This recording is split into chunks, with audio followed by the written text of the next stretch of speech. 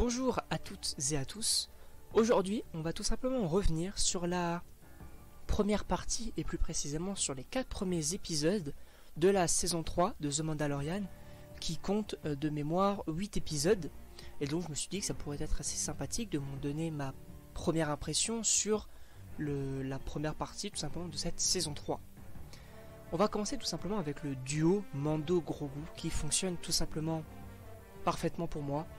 C'est vraiment une relation très particulière qu'ils ont l'un avec l'autre. Je trouve qu'ils vont parfaitement ensemble. C'est dans la continuité des 2 premières saisons. Et je trouve ça très mignon tout ça, cette petite relation. Pour le personnage de Grogu, franchement au niveau du marketing, c'est Disney, on le sait, mais ils sont bien trop forts. Ils sont trop forts. De voir Grogu dans l'hyperespace,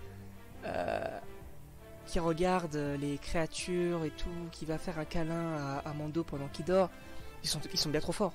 C'est simple, tout ce qui concerne Grogu, je kiffe, c'est simple. En plus, voilà, il va s'inquiéter pour Mando, donc il y a vraiment une relation très particulière qui va s'installer, et j'aime beaucoup ça. D'ailleurs, pour revenir au personnage de Mando, j'ai beaucoup aimé cette relation avec les Mandaloriens, avec ce pardon qu'il doit effectuer, avec même la culture mandalorienne en général que j'ai beaucoup apprécié. Et d'ailleurs sa relation avec Bo-Katan, très intéressant également. Ce sont 2 renégats entre guillemets. Je trouvais que la relation était assez bonne. Voilà, ils vont par la suite donc avec plusieurs péripéties se retrouver sur Mandalore. Et j'ai trouvé très intéressant de voir les 2 points de vue des personnages. Alors bien sûr, voilà, c'est du Star Wars. On a des combats en vaisseau, très stylés également. Avec d'ailleurs des vaisseaux qu'on avait déjà vus dans la série The Clone Wars, des vaisseaux donc mandaloriens. Et pour revenir au personnage de Bo-Katan Kryze, de la famille donc Kryze qu'on connaît, qu'on avait déjà vu d'ailleurs dans The Clone Wars, si je ne me trompe pas. Je trouve ces personnages très intéressants et je ne sais pas ce que vous en pensez, mais moi ça ne me dérangerait même pas que ils en fassent pas forcément une série solo, mais que ce personnage devienne le personnage central d'un programme. Ça, je trouvais ça assez intéressant de se concentrer vraiment sur, possiblement, je ne sais pas moi, pas forcément une série entière, mais quelques épisodes, se concentrer vraiment sur ce personnage qui est, selon moi, très riche, qui a vraiment du potentiel. Et d'ailleurs, je pense vraiment que ce personnage donc, de Bo-Katan va tout simplement donc récupérer le Dark Saber, qui est donc tout simplement pour le moment en possession de Mando, mais étant donné qu'elle s'en sert, je crois dans l'épisode 2, je pense clairement qu'elle va finir par le récupérer pour ensuite mener les Mandaloriens, possiblement un retour sur Mandalore, etc.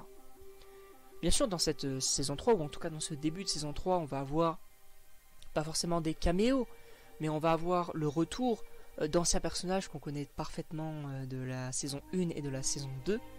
Donc ça fait toujours plaisir, voilà, de voir leurs évolutions après quelques temps, tout simplement.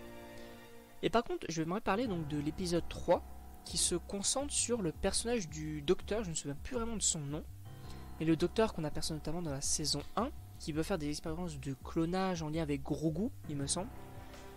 Ce personnage, je l'ai trouvé intéressant, mais en faire un épisode quasi entier, je trouve ça assez étrange. Alors à voir par la suite, peut-être qu'il va avoir un lien avec encore du clonage et un lien peut-être avec Grogu.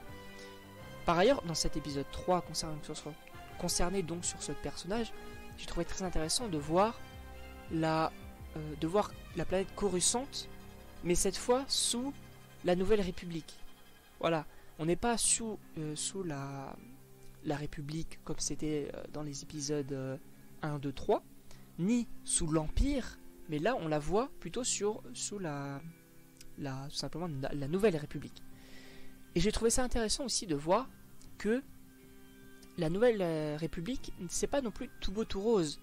Je veux dire, il y a des éléments qui nous disent en fait l'Empire et la Nouvelle République ne sont pas si différents. Il y a les méthodes bien sûr qui vont changer, mais en tout cas les objectifs entre guillemets, si on note bien les choses, c'est pas très différent. Pour en revenir d'ailleurs à la culture mandalorienne, on revoit donc le personnage de, je ne sais plus son nom, mais c'est un petit peu la chef de ce groupe de rescapés de Mandaloriens.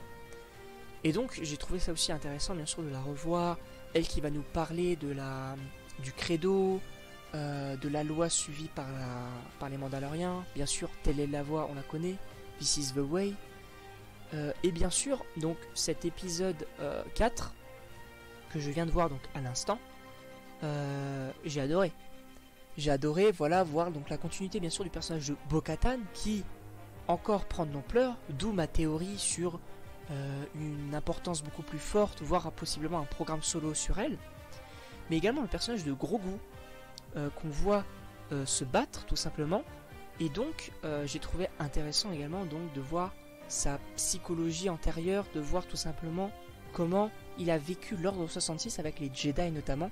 J'ai trouvé ça très stylé. Donc n'hésitez pas à me dire si vous avez vu les 4 premiers épisodes, de me dire tout simplement ce que vous en avez pensé. Et moi, il ne me reste plus qu'à vous dire à la prochaine pour une prochaine vidéo.